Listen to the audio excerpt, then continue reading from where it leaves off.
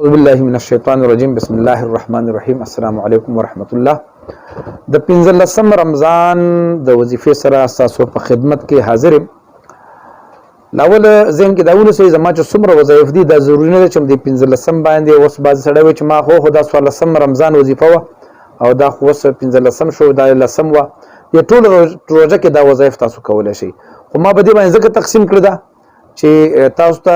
زیات نه زیات وظایف او زیات نه زیات فائدہ تاسو ته حاصل شي. نو که چېرته څوک په 15 رمضان باندې غواړي نو زما د اول رمضان چې کوم وظایف دي هغه هم کولی شي ځکه چې دا هر چا خپل خپل حاجتونه دي. نن چې کوم وظیفه تاسو ته ښیم د الله رب العزت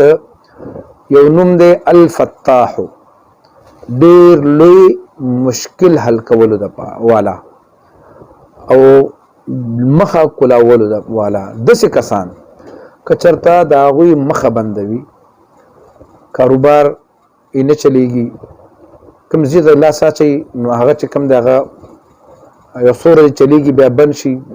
مخه ورته بهر ملکونو کې هلته مخه بند دی، کوم ځای نقصانونه راځي او مخه ورته هر ځای کې کوم ځای ته ورځي سم دم کار به د باندې بندېږي. هغې دپاره یا فتاحو که چېرته څوک د سحر د مونځ نه پس په خپل سینه باندې لاس کیږي او اویا ځل یا فتاح ووایي، الله رب العزت به د ده څومره بندې لارې چې دي الله به دا کولاو کي او د دې سره سره به الله رب العزت زړه ته نور د ایمان او د زړه صفایي به درته الله پاک ورواچوي. دغه رنګې اویا ځل سحر مونځ نه پسه که څوک دا ووایي نو الله رب العزت به د ده چې څومره امور دي د ده چې څومره او هغه به لرې کړي او په رزق کې به برکت واچوي. او الفتاح چې کوم دی ښه بعضې کسان دي د هغه کن ذهن وي، بچي کن ذهن وي یا په خپله ترې خبرې هېرېږي او چې زما دا ذهن تېز شي نو یا فتاح دی په یو د سوچه لوښي باندې د صحیح په پن باندې ولیکي او هغه دې وسټي انشاءالله العزیز ذهن به تېز شي او د زړه د تیارو دپاره چا په زړه باندې هسې تیار راځي، زړه یې خپوي پریشانه وي، د هغې دپاره انشاءالله العزیز که چېرته دا ووایي په دغه ورځ باندې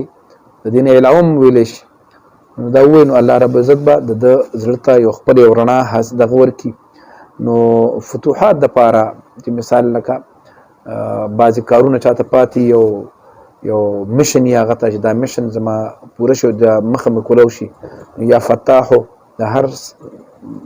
لکه د روژې نه علاوه هم زما دا وظایف څو پوري نو سحر مونځ نه پس په سینه لاس کې دی او یا ځل یا فتاحو ووایي الله رب العزت به هغه بندې لارې ټولې کولو کړي، رزق کې به م الله برکت واچوي، زړونو کې به م الله نور واچوي او دغه رنګې د دنیا چې کوم کارونه دي هغې کې به الله پاک اساني راولي او الله رب العزت دې زموږ د ټولو مشکلات آسان کړي، چا مالی مشکلات دي، جاني مشکلات دي، الله رب العزت دې د روژې په خاطر باندې د ټولو مسلمانانو ته خیر او برکت په نصیب کړي. انشاءالله بیا به ستاسو په خدمت کې حاضرېږم، تر هغې پورې اجازت راکوئ. د الله په امان.